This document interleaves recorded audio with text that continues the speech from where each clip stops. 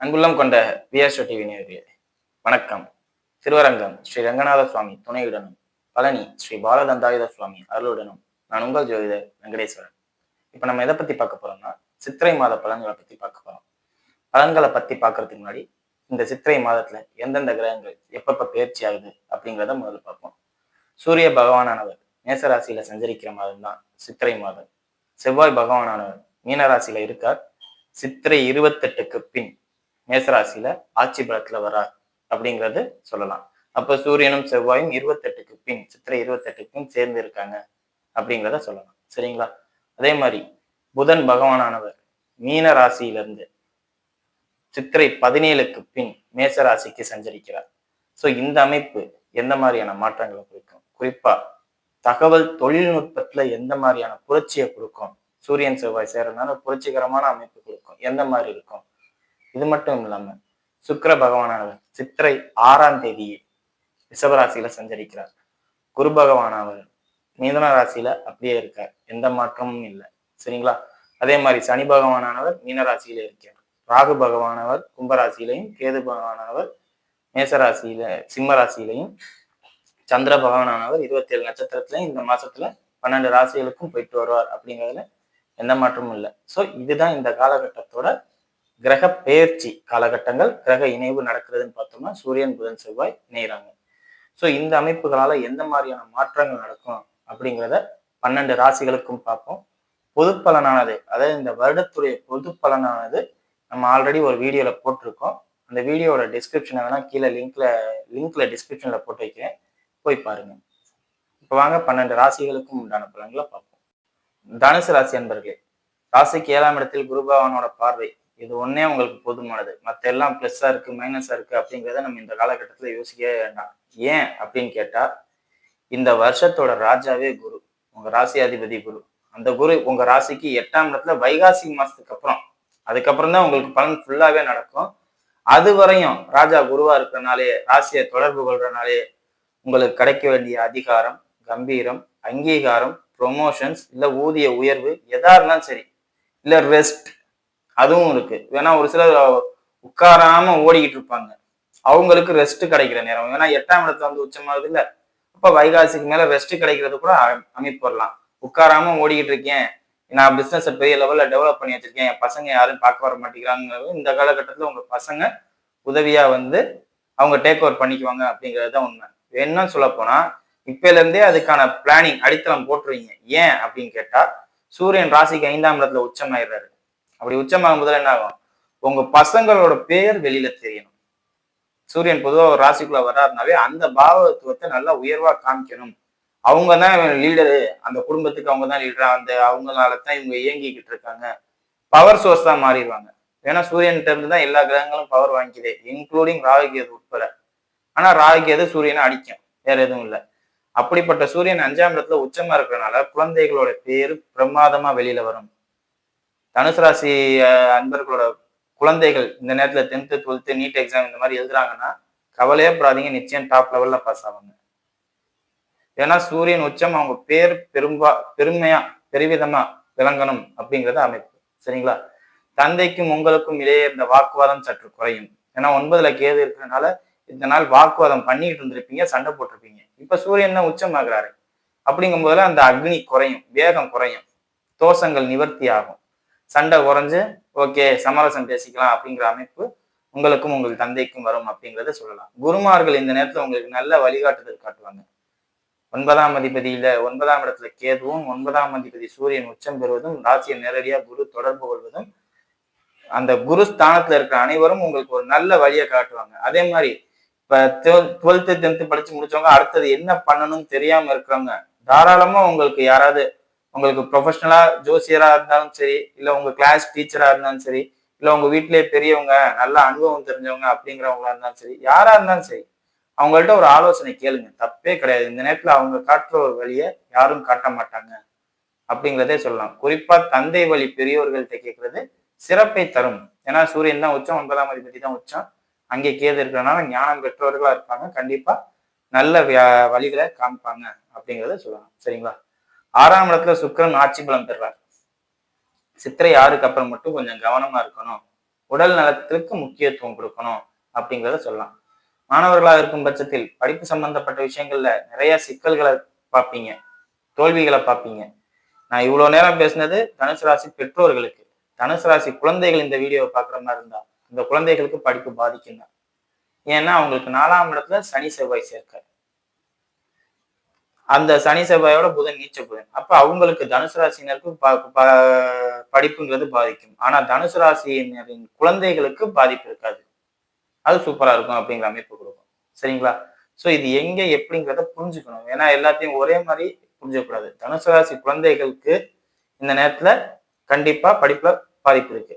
அதே தனுசு ராசி பெற்றோர்களின் குழந்தைகளுக்கு, தனுசு ராசி பெற்றோர் இந்த வீடியோ பார்க்குறாங்க, அவங்க குழந்தைகளுக்கு படிப்பு சூப்பரா இருக்கும். அந்த மாதிரி இருக்கும். சரிங்களா? சோ இதுதான் விஷயமே ஒழிய வேற எதுவும் பெரிய லெவல்ல பாதிப்பு இல்லை. உடம்பு மட்டும் பார்த்துக்கிட்டா போதுமானது அப்படிங்கிறத சொல்லலாம். மற்ற எல்லாம் தேடி வரும் அப்படிங்கிறதையும் சொல்லலாம். சரிங்களா? வாங்க நட்சத்திர ரீதியான பலன்களை பார்ப்போம். மூல நட்சத்திரக்காரர்கள், மூல நட்சத்திரக்காரர்களை பொறுத்தவரை திருமண அமைப்பு, அதுவும் குறிப்பா வெளிநாடு, வெளி மாநிலம் இல்ல வெளியூர் இது மாதிரி அமைப்புல இருக்கிறவங்களுக்கு, குறிப்பா கிழக்கு திசையிலையோ இல்ல மேற்கு திசையில, கிழக்கு மேற்கு வீதியிலையோ, கிழக்கு திசையில பையன் வரும் இல்ல பொண்ணு வரும், மேற்கு திசையில பையன் வரும் இல்ல பொண்ணு வரும், இல்ல கிழக்கு மேற்கு வீதியில இந்த மாதிரி இருக்கிற அமைப்புல இந்த மாதிரி திருமண அமைப்பு நடக்கும் மூல நட்சத்திரக்காரர்களுக்கு அப்படிங்கிறத சொல்லலாம். காரணம் என்ன, கேது நின்ற வீட்டு அதிபதி உச்சம் பெறுகிறார்.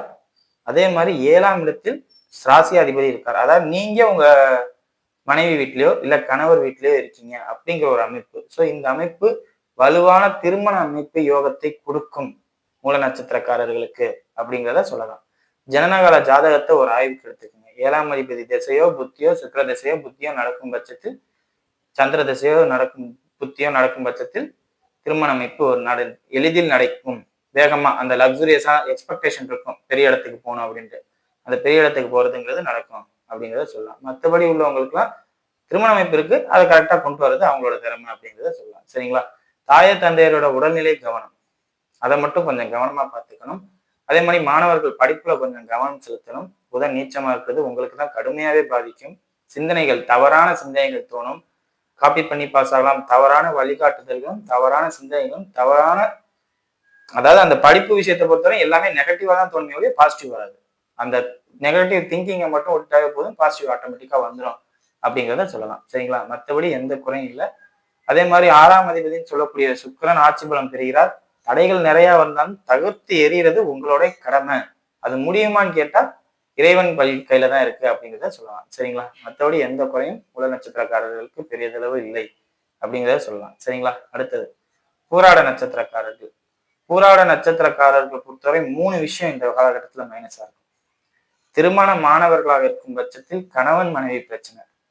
ஏன், உங்க நட்சத்திராதிபதி போய் 6ஆம் இடத்துல ஆச்சு. அது யாருக்கு பாதிப்பு? 7க்கு 12ஆம் இடம். அப்ப கணவனோ மனைவியோ உங்கள்கிட்ட சண்டை போடுவாங்க பூராட நட்சத்திரக்காரர்கள் அப்படிங்கிறத சொல்லலாம். அவங்களுக்கு மருத்துவ செலவு நடக்கும் அப்படிங்கிறத சொல்லலாம். அவங்கள விட்டு பிரிஞ்சு இருக்கிற தன்மை ஏற்படும் அப்படிங்கிறத சொல்லலாம். சோ இது மட்டும் ஒரு கவனமா பார்த்துக்க வேண்டிய விஷயம் அப்படிங்கிறத சொல்லலாம். 2வது, பூமி சம்பந்தப்பட்ட அமைப்புலாத பிரச்சனை.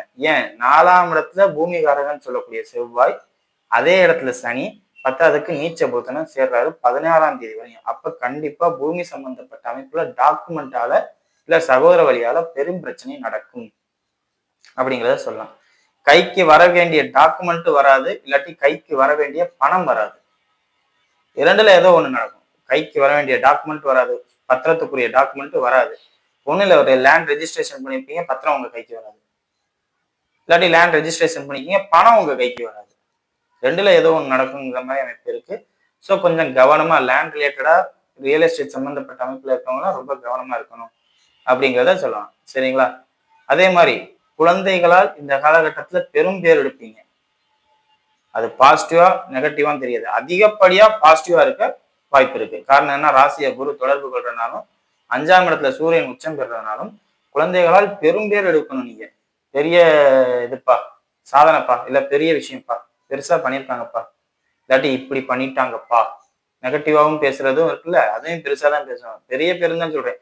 அது பாசிட்டிவா நெகட்டிவாங்கிறது ஜனகால ஜாதகம் தான் முடிவு பண்ணும். குழந்தைகளோட ஜாதகம் தான் முடிவு பண்ணும், உங்களோட ஜாதகம் முடிவு பண்ணாது. உங்களுக்கு 5ல கேதுவோ சனியோ ராகுவோ இருந்தா அது ஏதோ ஒரு பாதிப்பு, இல்ல 5ஆம் அதிபதியோ ராகு கேது சனி தொடர்பு இருந்தா இது ஏதோ பாதிப்பான பேருங்கிறத நீங்க புரிஞ்சுக்கலாம். சரிங்களா? மற்றபடி எந்த ஒரு பாதிப்பும் இல்லை. சரியா? அடுத்தது உத்திராட நட்சத்திரக்காரர்கள்.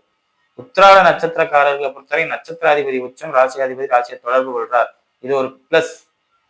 சகல விதத்திலையும் அங்கீகாரம் கிடைக்கிற மாதிரி. குறிப்பா தொழில் சம்பந்தப்பட்ட இடத்துல புதன் நீச்சமே ஆறாரு. எந்த ராசிக்கும் சொல்ல, அதாவது தனுசு ராசியில எந்த நட்சத்திரத்துக்கும் சொல்லாத உங்களுக்கு சொல்றேன். தொழில நீச்சம் இந்த நேரத்துல ஆகவே மாட்டீங்க. ஃபிட்டா ஓடுவீங்க. இன்னும் சொல்ல போனா வேலைக்காரங்க இந்த நேரத்தை தான் கரெக்டா வேலை பார்ப்பாங்க. ஏன்னா அவங்களோட சிந்தனையும் செயலும் ஒரே மாதிரி இருக்கும். புதனும் செவ்வாயும் சேரும் போதுல புதன் நீச்சமாகிறது நல்லது. சிந்தனை என்ன சொல்றோமோ, வேணா நீங்க சூரியன் ஆர்டர் போடுறவரு, சிந்தனையை கொடுக்குறவர், அதை அப்படியே கேட்டு செய்வாங்க. ஆக்ஷன் நல்லா இருக்கும், பிசிக்கல் ஒர்க் நல்லா இருக்கும் அவங்களுக்கு. ஸோ அந்த அமைப்புல இருக்கிறவங்களுக்கு, குறிப்பா இந்த வெல்டிங்கு, ஃபயர் ஒர்க்ஸு, இந்த உடல் பலத்தை முழுசா பயன்படுத்தி செய்யறவங்களா இருப்பாங்கல்ல, அவங்களுக்கு இந்த நேரத்துல தொழில் அற்புதமா இருக்கும் அப்படிங்கிறத சொல்லலாம். சரிங்களா? அதே மாதிரி திருமண அமைப்புமே காவல்துறை அதிகாரிகளை கல்யாணம் பண்ற மாதிரியோ, இல்லாட்டி இபி ரிலேட்டடா இருக்கிறவங்களை கல்யாணம் பண்ற மாதிரியோ, இல்ல ஃபாரின் வெளிநாட்டுல இருக்கிற இந்த 3 அமைப்புல தான் வரும். அதாவது அவங்க அவங்களை ஈஸியா அப்ரோச் பண்ண முடியாது. இல்லாட்டி அவங்க பார்க்குற தொழில் கொஞ்சம் ரிஸ்கான தொழிலா இருக்கும், நெருப்புக்கு பக்கத்துல இருந்து வேலை பார்க்குற தொழிலா இருக்கும் அப்படிங்கிறத சொல்லலாம். இந்த மாதிரி அமைப்புல உள்ளவங்க இந்த காலகட்டத்துல திருமண அமைப்பு உங்களுக்கு ஈஸியா கிடைக்கிற மாதிரி இருக்கும். மற்றபடி எந்த ஒரு விஷயமும் பெரிய அளவு பாசிட்டிவா கிடைக்காது. அதே மாதிரி நிறைய சொத்து பிரச்சனைகள் வரும். தாய் தந்தையரோட உடல்நிலையெல்லாம் பாதிக்கப்படும். இதெல்லாம் ஒரு பார்ட் ஆஃப் லைஃப் அப்படின்னு நினைச்சிட்டு போனீங்கன்னா உங்களுக்கு ப்ராப்ளம் இல்லை. இல்லை அது எனக்கு இது அசிங்கமா இருக்கு, கௌரவமா இருக்கு அப்படின்னு நீங்க நினைச்சீங்கன்னா அது ஒரு பெரிய மன உளைச்சலுக்கு உங்களை ஆளாக்கும் அப்படிங்கிறத சொல்லலாம். சரிங்களா?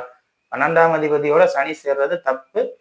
திருமண மாணவர்களாக இருக்கும் பட்சத்தில் கணவன் மனைவிகளுக்கிலே தேவையில்லாத வாக்குவாதத்தை உருவாக்கிக்க வேண்டாம். குறிப்பா நைட்டு தூங்கும் போதுதான் இந்த பிரச்சனையெல்லாம் ஆரம்பிக்கும்.